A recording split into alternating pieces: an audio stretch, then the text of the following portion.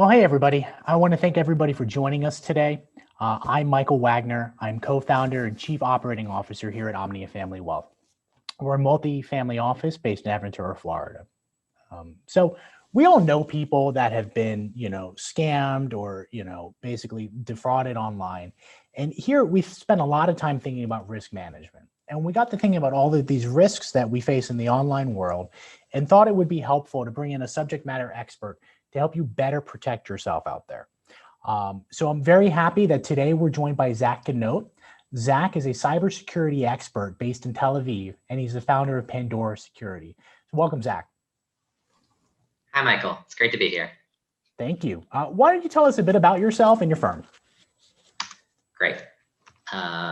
Just a second. Sorry about that. Okay. Sorry about that. Okay, good to go. Hey, everyone. It's nice to meet you, sort of, if you can say meet you over Zoom. I hope everyone is well in these difficult times. I'm calling you from Tel Aviv. Like Michael said, Michael contacted me, to discuss this topic that we deal with really on a daily basis. So what I want to do is just give you guys a little background about me, and I think we'll dive straight into the topics from there. So my name is Tsachi Ganot. I'm actually an American citizen, born in Israel. I've been doing cybersecurity for the past 10 years, first in the public sector. Like every Israeli, I was enlisted to the IDF. Spent about 4 years doing both, I would say, defensive and offensive cyber. And from there, we sort of, I'm not really sure what the right word is, but I guess you could say graduate from the Army. And I made my way into the private sector, and I worked as a consultant for a few different firms. My last position was an advisor for NSO Group. NSO Group is an interesting technology company that basically develops tools for law enforcement, cybersecurity tools for law enforcement.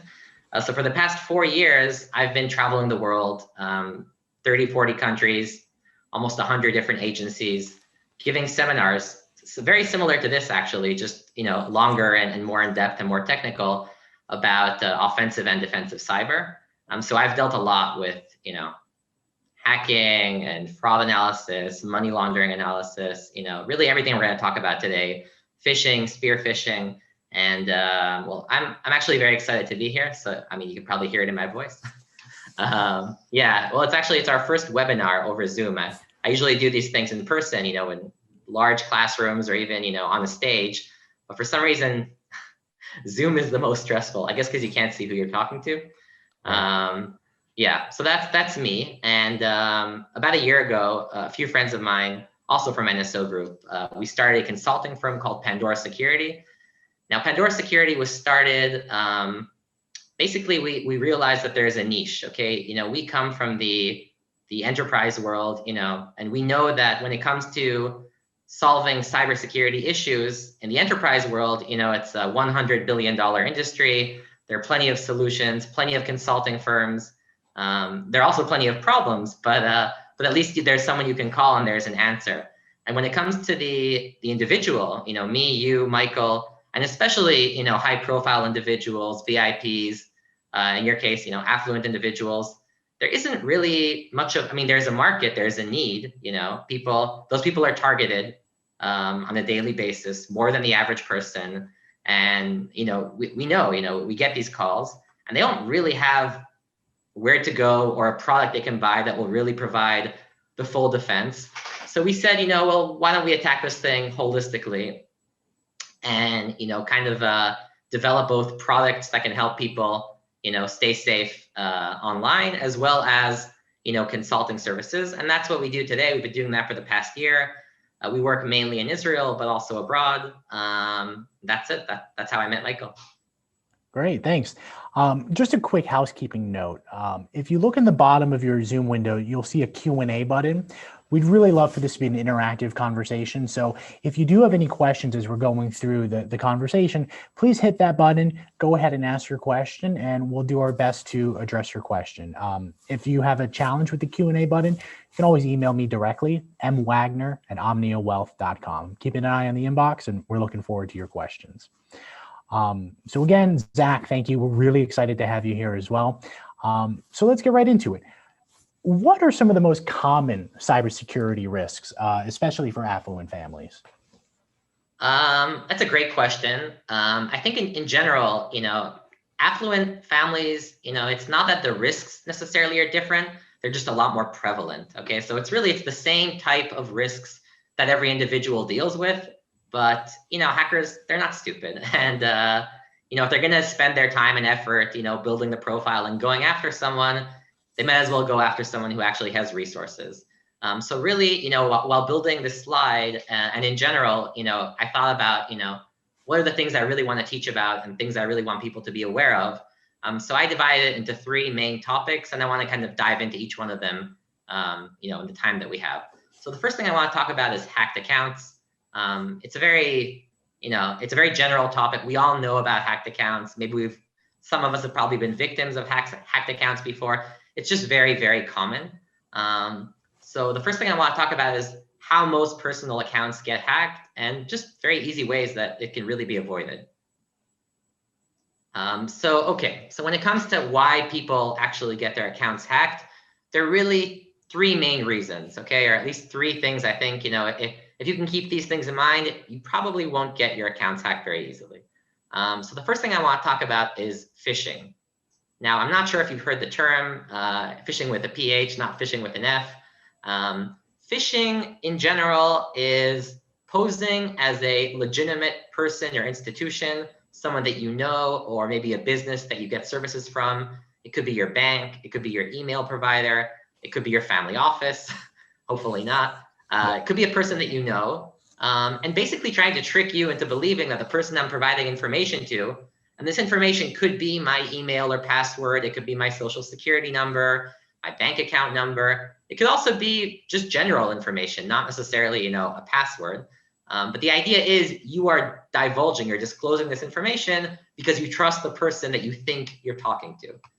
So that's what phishing is, and it's very common. It's been around even before the internet. They had phishing over mail. You would get a fake envelope in the mail, it's supposed to be your bank, but it's not. And you call the number and they try to steal your money. But really, ever since email has been around, phishing has become a huge thing. It's a huge industry. Hundreds of millions of phishing emails are being sent every single day, especially to Americans, especially to people like you. That's the reality. Now, in a minute, I'll talk about spear phishing, and I'll try to distinguish it from phishing. But in general, phishing, the idea in phishing is let's send our hook out, okay? To, it could be an email. It could also not be an email. It could be an SMS. It could be a phone call. The idea is to reach a very large audience of people with some sort of fraudulent material. It could be, an email, a website, maybe even a message on Facebook or over WhatsApp. And the idea is, they know most people aren't going to fall for it. That's why they're sending it to millions of people. If you remember the whole way back when, all the Nigerian print scams we used to get over email. I'm your cousin from Nigeria, and I just want to get $10 million out of the country. That was like really the beginning, I think, of phishing. Unfortunately, phishing has become super sophisticated. It's very hard, even for me, and I deal with this, and I teach this, and I build systems to detect phishing. It's still very, very complicated, and the people that they get, they get you when you're not super aware. Maybe you're on your phone and you're not really sure what you're looking at. Maybe you just woke up or you're about to go to sleep. There are all kinds of reasons why people fall for phishing. But to be fair, some phishing is very believable. So I actually prepared a few examples I just want to show you guys of real live phishing websites. I thought that could be valuable. I'm sure some of you have seen phishing websites before, but hopefully not everyone. Okay, so just a few examples. Here we have a classic phishing PayPal website. It looks just like the PayPal website, but it's not. Now, how can we distinguish this from the actual PayPal website? Well, the first thing that's very important is, there are some, I guess you could say, clues that we really should look at, especially when we're doing things like banking or really signing into any account. Anytime we have to put something in, you want to be careful. Is this the actual website before I'm actually going to, divulge something? So the first thing I want to look at is this. Google are, they're smart enough to put in this not secure alert here. And, without getting really into the technical details, this website, because it's a phishing website and it's not actually PayPal, it hasn't been authenticated with the browser. Okay, that has to do with HTTPS encryption. I'm not really going to get into that, but really it's very simple. I'm going to go to the real PayPal website just for a second so we can see what the differences are. Okay, so this is the real PayPal website. It's in Hebrew because I'm in Israel, but we can see the first thing I'm going to look at is this lock over here. Okay. The lock is important. The lock means that it's been verified with the browser. When someone is posing as a legitimate website, in most cases, not always, but in most cases, they're not going to be able to have this authentication here. You see, connection is secure. When I go to here, when I go to the phishing website run by criminals, I can see your connection to the site is not secure. So that's really the first sign that this may not be the PayPal website. And really, not just may. If I'm on like a financial website or Facebook or whatever, and I see this, it's definitely not the real website. The second thing that's very important is really to pay attention to the URL. Now, the URL is the address. If I'm going to paypal.com, this should say www.paypal.com. It shouldn't say anything else. We see this over here. It won't always say www. You see, only if I put the mouse on it, but it should say paypal.com. It shouldn't say anything else. And this is tricky, because hackers are very smart. They might use, a 1 instead of the L, so it's PayPal 1. On your phone, you can't always tell the difference. And it is difficult. And I think, I can tell you, always look at the URL and always look for the lock. And that's very important, especially when you're on the computer. But in general, really, if there's one thing I would use to avoid these kind of scams, use shortcuts. If you're going to go into your account, use the app, use the icon, and if you're doing it on your computer, type it in correctly and just make a shortcut. So you don't have to type it in every time. Most cases, I see this all the time with my clients and with family members and friends. People, when they type the website in every time that they want to go into, that's when mistakes happen. You type in PayPal and you miss the L, you type in .com, and that's what will lead you. Someone will buy that address. And he'll put up a website that looks just like PayPal. He's waiting for someone to put in the address and miss the last letter or something like that. So really use those shortcuts and use the apps. It'll keep you a lot safer than typing it in, or definitely don't search for it in Google every time. Those are bad practices. Yeah. The next thing I want to talk about shortly is spear phishing. Spear phishing is sophisticated phishing. If in regular phishing, I'm sending an email out to everyone, hoping that a certain percent, maybe 3%, 4%, will click on the link, maybe not pay attention and put in their details so I can steal their login credentials. In spear phishing, unfortunately, it's a lot more sophisticated. The difference between spear phishing and phishing, well, it's just like real spear phishing. You're targeting a specific fish. So you're going after a person, and instead of sending something out to 1 million people, you're just going after one person. And those attacks are a lot more dangerous. They're a lot harder to notice. They're a lot riskier. There's someone playing chess with you out there.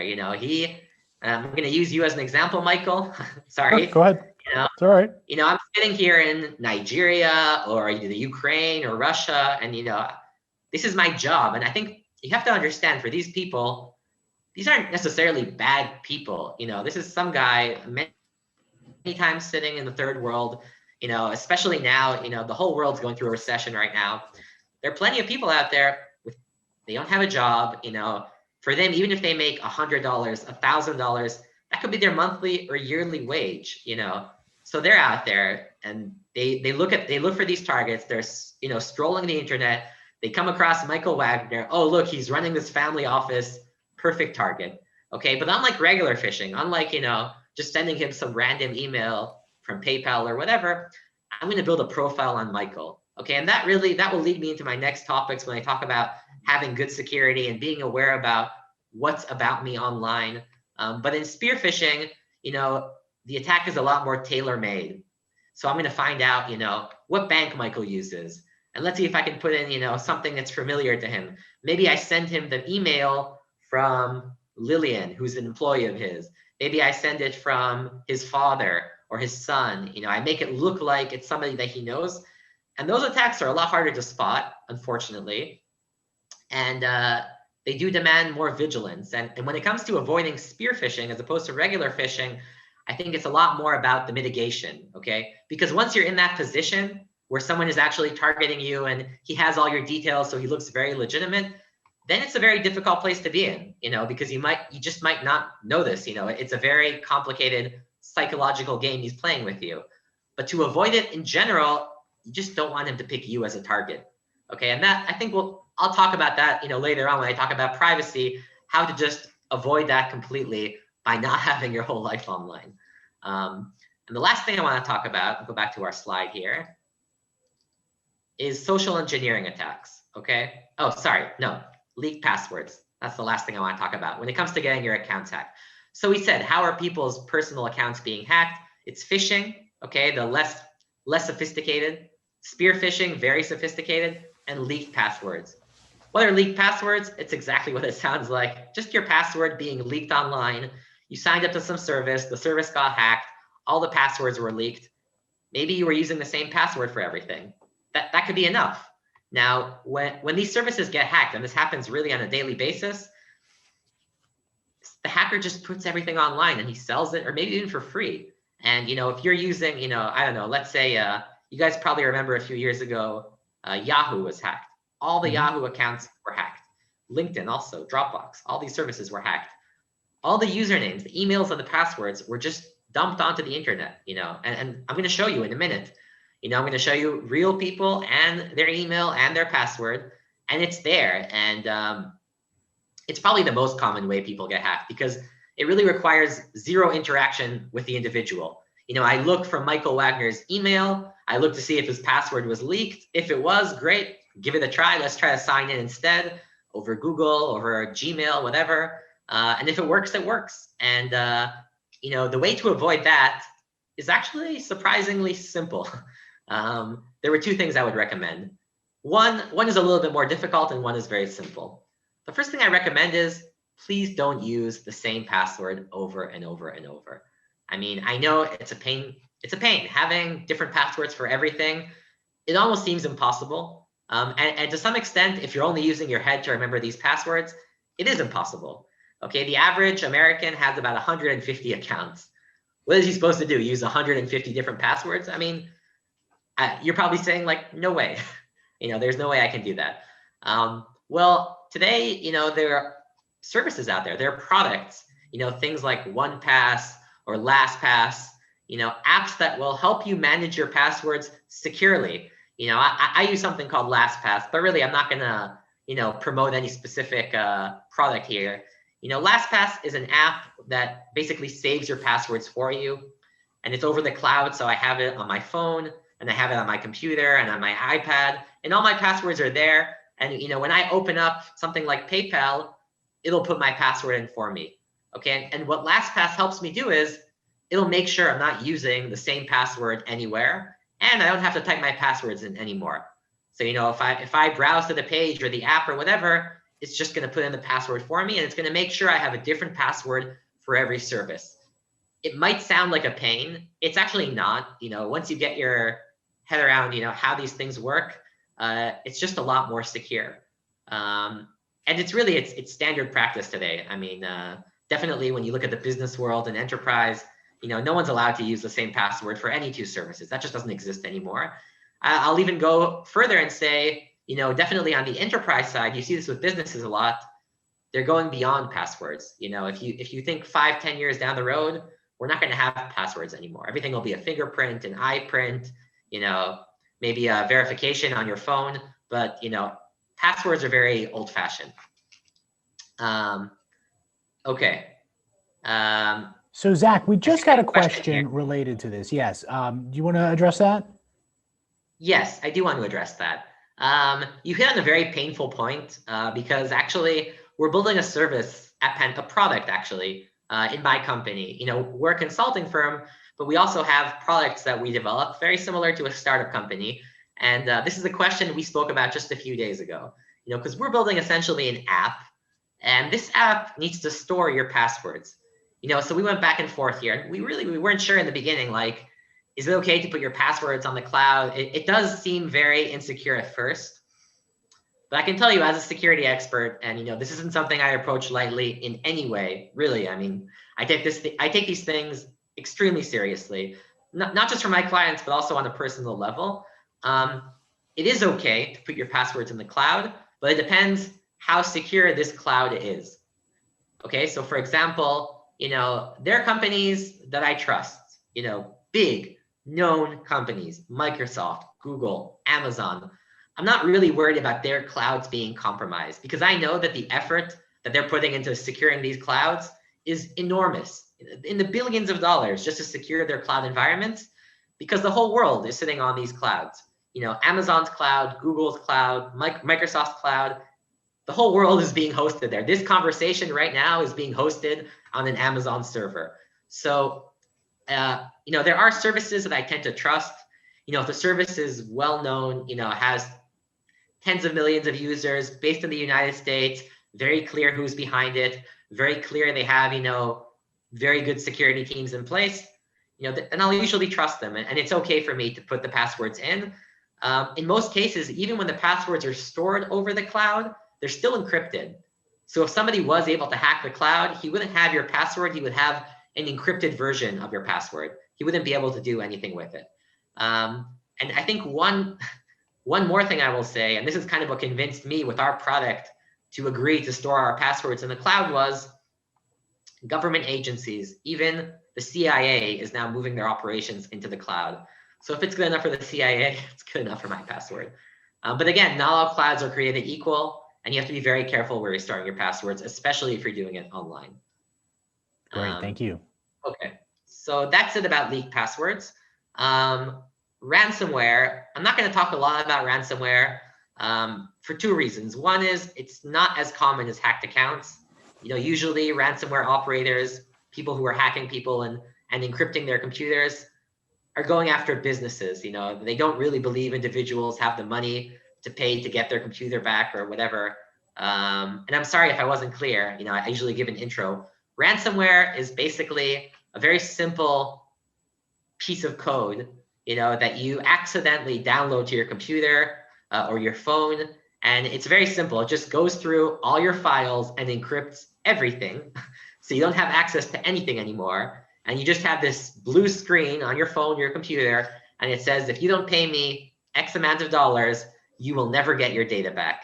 This is a real threat, very common. Every business in the world deals with this. It's a huge problem. There is no way to there are no good solutions, no easy solutions for this. Fortunately, the average individual. Sorry to interrupt. So it's like a virus that locks you out of your computer Exactly and your data, right? Yeah, and it doesn't matter if you take it to the store or whatever. Like, you're gonna have a very hard time recovering it. And this is a business model. They put this virus on your computer. You lose access to everything. They usually ask you for money. Either using like Bitcoin or PayPal or Wells Fargo, and you pay hoping to get your stuff back. Sometimes you do, sometimes you don't. We do see this sometimes, I think at the very top, very, very wealthy, well-known individuals, this does happen to them. And we'll talk about how to avoid it a little, but really it's not as common. Really a good way to avoid this. I mean, it's very hard to avoid ransomware as a whole. I do recommend backing things up, okay?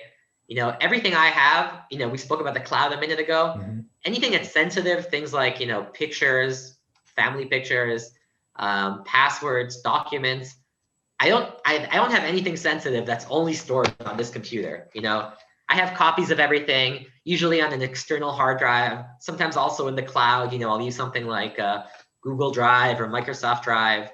And then you have copies. And so if this does happen, it's like, okay, maybe I have to reformat my computer, but I didn't lose any valuable data.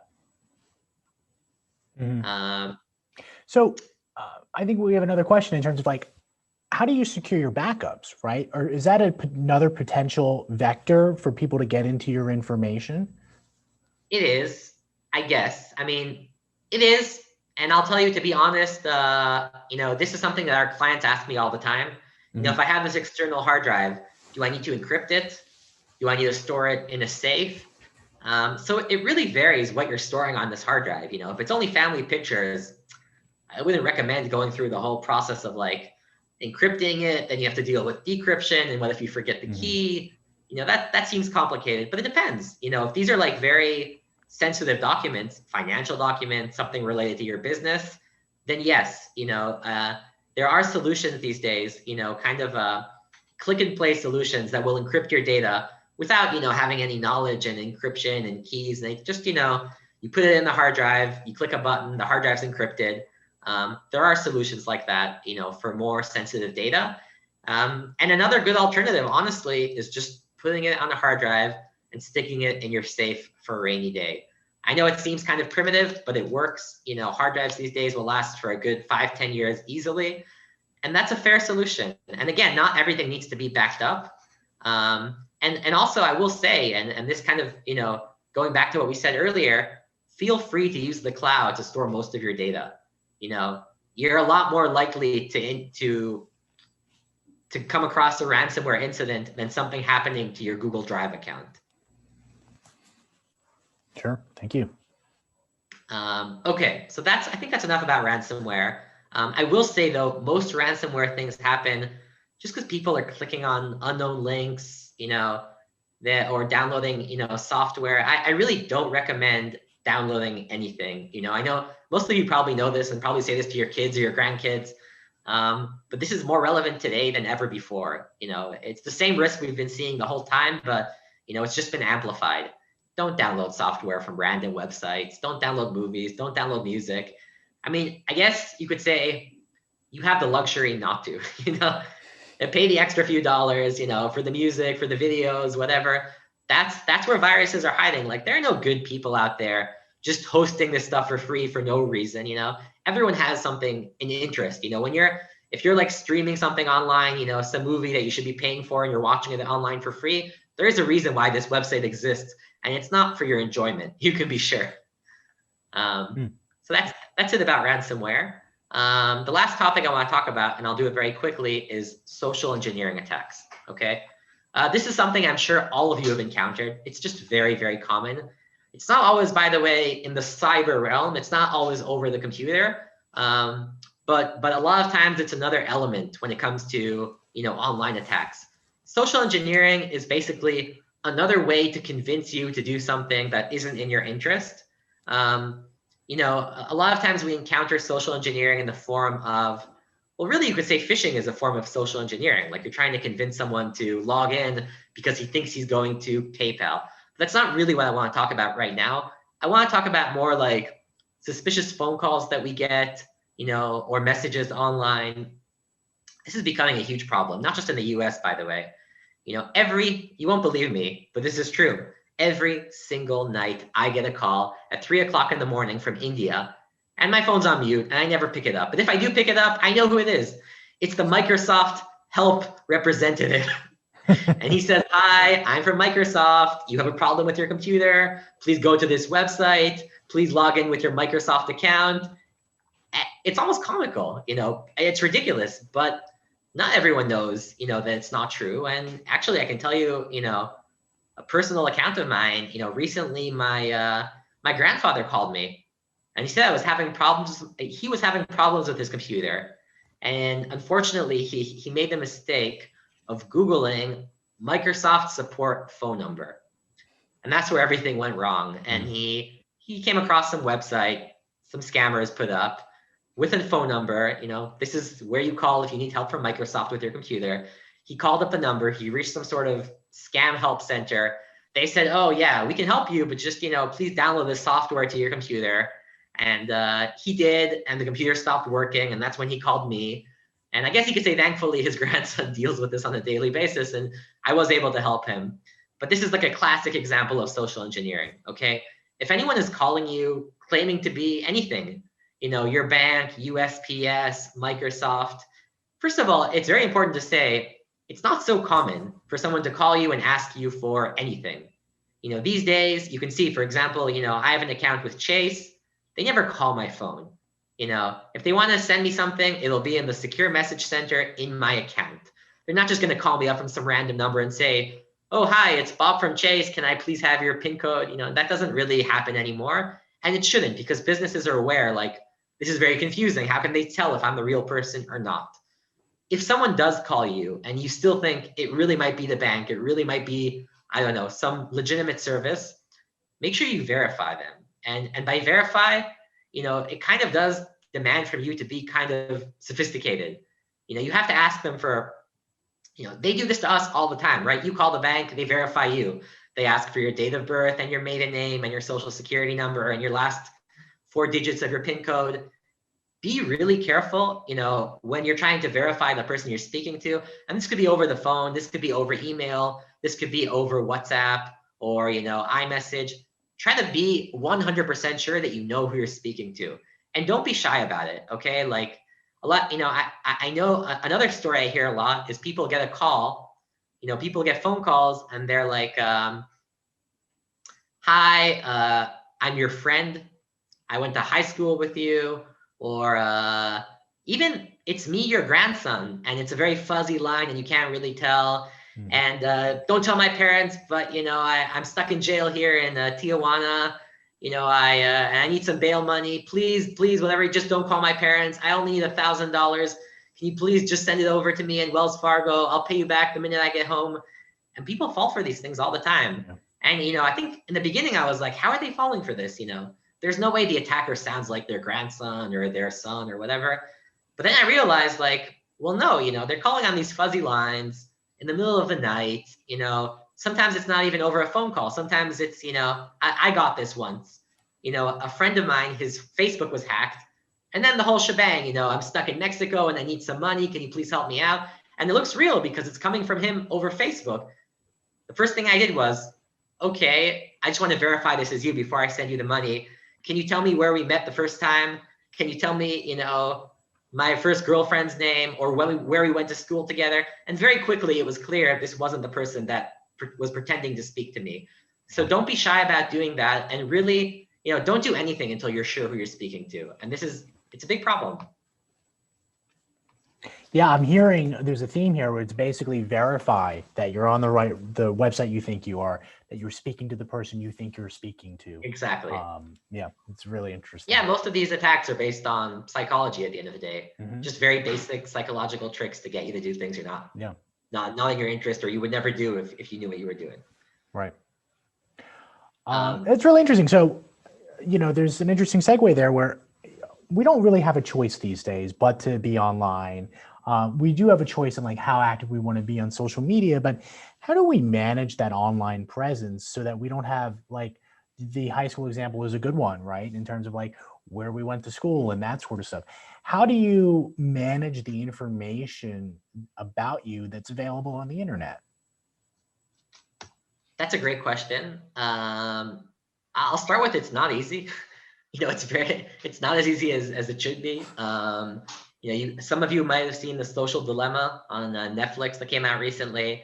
Our life is online. We have this separate entity. There's us in the real world and there's us on the internet. And us on the internet is, hundreds of accounts and posts. Sometimes we put it up and that's maybe easier to deal with. Sometimes we didn't put it up. Some other guy posted something about me. It could be a picture. It could be something that I did, an itinerary. And really it's a daily hassle and it's a daily battle also. It's not something that's extremely simple. So I think there are a few rules I want to give you. And I think if you follow them, you'll find that you're protected in private, I don't know, as well as you should be. So the first thing I want to say is all those attacks that we just spoke about, the reason they're happening is because your details are online. Like nobody would even find this Michael Wagner if it wasn't very obvious who Michael is, what he does. And by the way, unfortunately, those aren't things that you want to hide because that's your business, right? Like, me too, by the way. Like I have my LinkedIn profile. I'm not going to hide my LinkedIn profile. That's how people know who I am, my business website, things like that. And that's an issue because, for attackers, it's going to be enough for them. They're going to know like Michael Wagner exists and he runs this family office. That's not enough for them though. The next thing they're going to want to do is let's find personal information about him. If they want to reach out to Michael, they have to reach him somehow, right? They want to find your phone number. They want to find your email, maybe social media accounts, things like your Facebook account. And they're going to want, and also they're going to go after things like, let's look for leaked passwords, let's look for things like that. But really when it comes to privacy, the more information they have about you, the more likely they are into tricking you to go to the wrong website, click on the wrong link, put in the wrong details. And by the way, if the profile that they have about you just isn't comprehensive enough, they're just not going to reach out to you. Like if all they have is, okay, Michael Wagner, Omnia Wealth, michael@omnia.com, that's his email. That's not enough. What are they going to do with that? Because, they're looking to trick you, so maybe they can do something very basic, like send an email to Omnia and say like, oh, I'm interested in being a client and click on this link. I don't know, but you're probably not going to fall for that. That's a very different than finding out, oh, in Michael's spare time, he likes to surf and he lives in North Carolina and, he's went to school here and there and he loves, to do this and that. And he likes to volunteer in these type of organizations. The more they have about you, the more plausible their approach is going to be. So really, just as a prelude, before I really get into it, you want to really keep yourself, when it comes to your private information, keep it private. There's no reason why everyone should know who your friends are, what you're doing right now, what you're eating for dinner. That's really, you're really asking for trouble. People who upload their life constantly are very much asking for trouble. So I said that most attacks are based on personal information. Now I want to give you some rules that really I think that you should follow. And really, if you follow them, I think you'll find that you're a lot more secure. So first of all, know what you're sharing online. It sounds simple. It's not always simple, okay? Because we said also, not all the information is stuff that we share. But let's start with the things that we actually control. If we put a picture on Instagram, if we put a post on Facebook, if we, I don't know, maybe we write on some online forum or something like that, be very aware of who the forum is, the forum that has access to this stuff. For example, when you put a post on Facebook, you actually have settings. You can set it to public, private, friends, things like that. I recommend being as private as possible. And these are personal preferences. If you Google me, you're not going to find very much at all. But these are personal preferences. I will say it's almost idiotic, and excuse my use of that word, but I think it's almost idiotic when people make things public.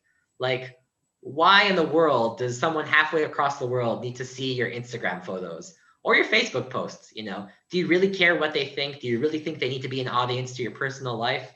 And so that's really asking for trouble. So I think, first of all, keep your accounts private, okay? Every online account that you use, it can be made private. Go into your privacy settings, be aware of them, and turn things into private. And at the end of the conversation, I'm going to give you some easy tools that you can use for these things. But really, you want to make sure none of your accounts are public. And I can tell you that I deal with this with my clients are very high profile people. And in most cases, everything they have is public, before they start working with us. This is really unfortunate, but it's just the situation. So be very aware of your social media accounts. What can people see about you? A lot of times, Facebook, Instagram, they'll have like a button and you can click like view as, and you can see, what does the general public see when they go to my profile? And you want that to be as minimized as possible. The second thing I'll say, and this is, I'm not going to say for the younger crowd, but the younger crowd might know what I'm talking about more than, everyone.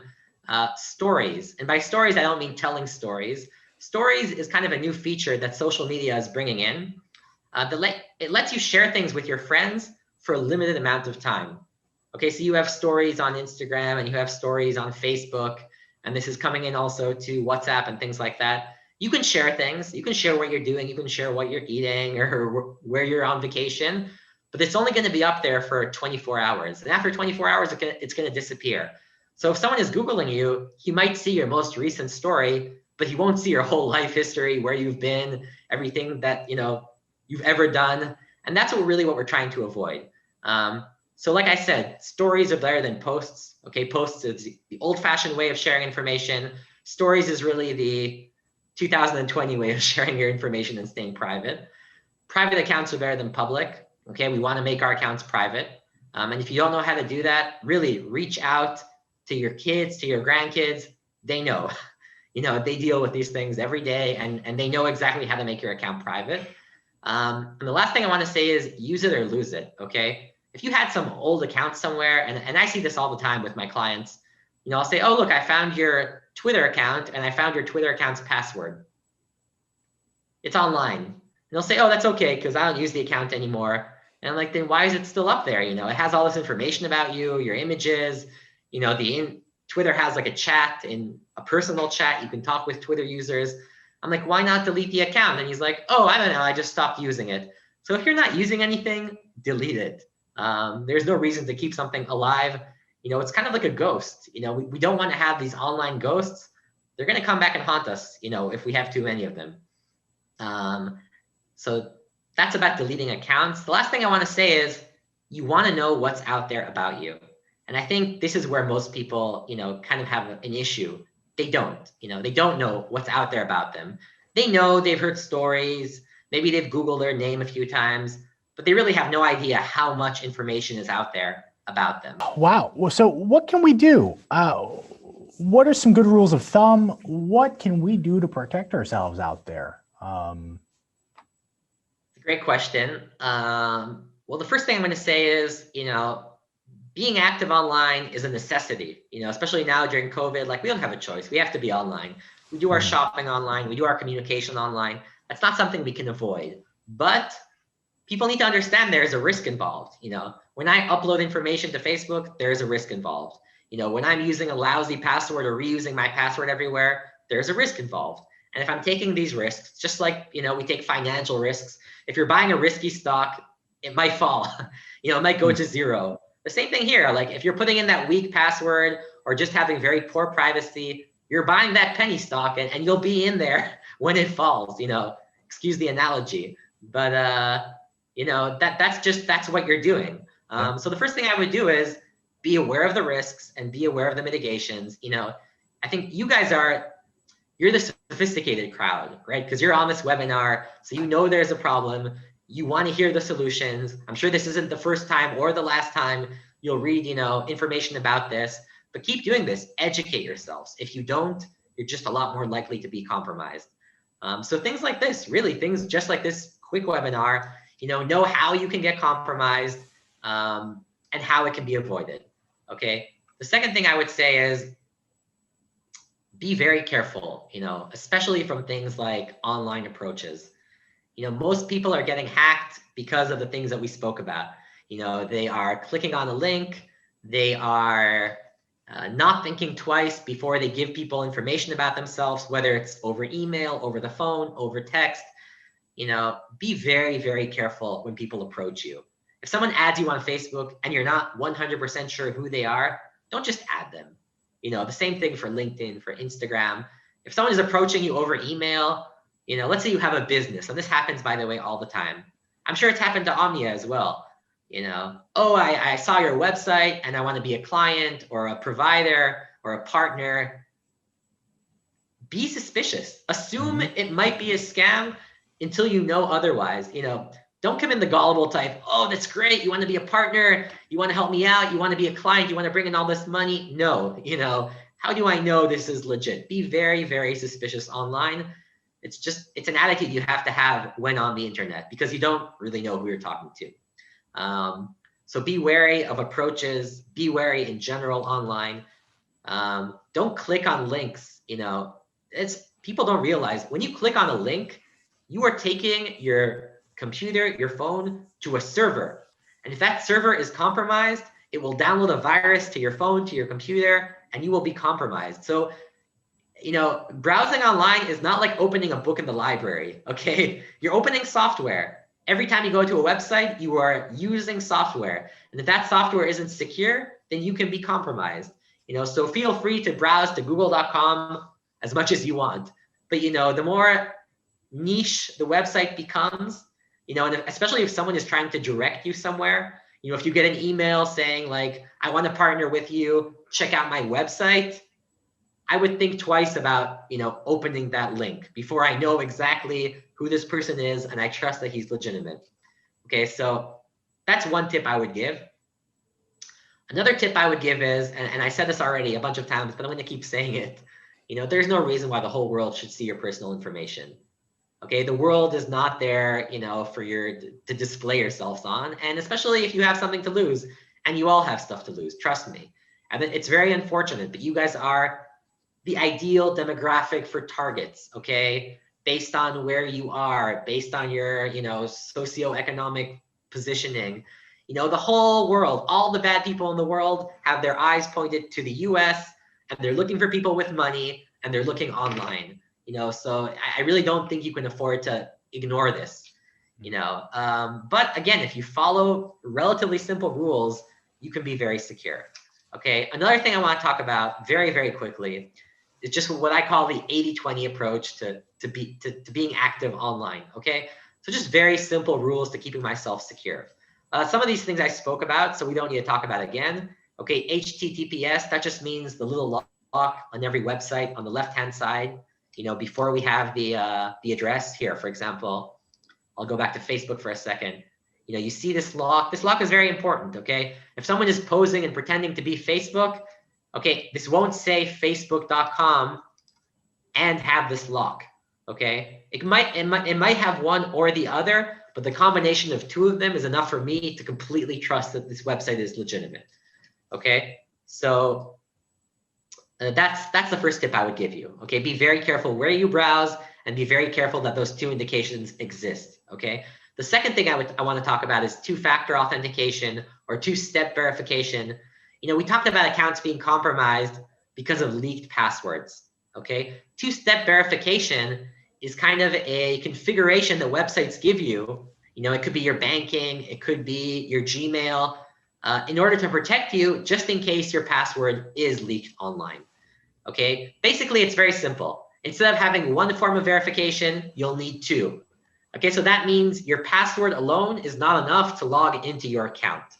Okay, so I would go into all of your accounts, and I'll send you a guide with a newsletter after the conversation is over, how to do this over your Gmail and your Hotmail and your bank account. But go in and enable two-step verification. Make sure that once you put in your password, you also have to receive a code on your mobile device or receive a code over your email. And I'm sure you know this, by the way. Some services enforce it. For example, banking is very common. You won't just be able to log in with a password. You're going to need some other identifier before you log in. Unfortunately, not all servers enforce this. I recommend going into every service and turning this on. And this will protect us, for example, from password leaks. If somebody goes into this website that's selling stolen passwords, it's just not going to be enough for the attacker to log into my account. Okay, the third thing I want to say here is password managers. Okay, I spoke about this already. And you might want to write this down. Services like LastPass, 1Password. These are services that we use to manage our passwords. Okay, basically they make our life very easy, so we can have multiple passwords on all our devices. We don't need to remember anything. We don't need to type in our password every time we go to a certain website or app. And it's kind of like our, I don't know, it's like a digital notebook that securely stores all our passwords and just makes sure that they're secure. And the last thing I want to talk about is your privacy. Okay, and again, I also spoke about this. The privacy is the gateway to your security. You can't have good security and poor privacy. There's just no such thing. If you want to be secure, if you want to make sure you don't get hacked, you have to have good privacy. That's where it starts. Using all the tips that I gave you, and also, maybe this is a segue to the next thing. Have an expert you can call. It doesn't have to be me. There are plenty of people like me in Florida and all over the world. You wouldn't diagnose yourself, with a disease, and you wouldn't represent yourself in court. You're not a cybersecurity expert, and I don't mean this to slight you guys. It's a whole profession. It's an expertise. When I want to manage my money, I'm going to go to someone who's a money manager. I'm not going to pretend like I know what I'm doing and just go into the stock market and buy random stocks, And I have a lawyer and I have an accountant, and I think it does take a little while for people to realize, like, we live in a digital age, okay? It's not enough for me to just manage my own security. You know, if I have something to lose, you know, if I have a lot of accounts out there, you know, if I'm a target, you know, I definitely want to have someone to call at least for questions. I'm not saying to pay anyone. I'm not saying, you know, you all need to have a, you know, cybersecurity person in your home or whatever, like some of my clients do, but at least have someone you can call. You know, if you're not sure, if you have a suspicious email, a suspicious link, a suspicious approach, you know, anything like that, you want to have someone who knows exactly what he's doing to tell you this is legitimate, this is illegitimate. No, and by the way, I'll be honest with you. Sometimes I call people for cybersecurity. You know, even and I've been doing this for 10 years for the really the best companies in the world, and the Israeli, you know, the IDF, and you know, 8,200 unit, you know, and we're known for what we do. I don't pretend like I know everything. You know, cyber is very complicated, and if I come across some strange attack I've never dealt with before, I pick up the phone and I find an expert. You know, it's not shameful. Okay. Here, okay, so I put in links into the presentation, and you'll receive this after the call, but just some services that I recommend. So I talked about 1Password for managing your passwords. Jumbo Privacy. Jumbo Privacy is an app. It's a very cheap app. It's not my app, okay? I'm not promoting them because I have anything to do with it. It's a pretty cool service. It's very new. It came out in June this year, so it's very new. And it's basically an app you download, and it lets you keep track of all your privacy settings across all of your social media. Okay, now they have a free version, they have a paid version. I think if I recall correctly, their paid version is like $4 a month or $9 a month. Not something super expensive. I use it, I pay for it, I enjoy it, and what it does is it connects to all of your social media accounts. So your Facebook account, your LinkedIn account, your Google account, and literally with the click of a button, it will make you 100% private. So instead of, let's say, reaching out to your grandkid or your son or a professional, you could download this app and for a few dollars, completely take care of your privacy, you know, at least from a social media perspective. And I think it's a very valuable service, and it's worth every dime. Two-factor authentication, I put in a guide here, how to enable two-factor authentication over Google, just assuming that you all have Gmail accounts just because they're so common. But really, I think once you realize what two-factor authentication is, it's very simple, you know, to go into if it's Yahoo, if it's Hotmail, go in and enable it. And also, you know, feel free to reach out. I don't know, to me, I'm sure Michael would be happy to help, you know, if you guys have some questions. It's very simple and it's super effective. Zach, thank you so much. Thank you. Go ahead. Yeah, that was incredible. I think we probably gave people a healthy dose of fear and reality, but also what we can do to, you know, help protect ourselves. So I think that was really informative. I want to thank everybody that submitted a question and took the time to be with us today. We will be sending out some collateral, you know, after the fact with links to tools. If you have any questions at all, please don't hesitate to reach out to me. Happy to get you in touch with Zach if you have even more advanced questions. And again, thank you everybody for being with us today. We really appreciate your time. Zach, thank you. And I hope everybody stays safe out there. Thank you. Thank you very much, guys. I had a great time. And like Michael said, you know, feel free to reach out. I hope you learned something today, and I hope I didn't waste any of your time. Thank you. Far from it. Thank you, Zach. Thank you, everybody. Have a great day. Bye.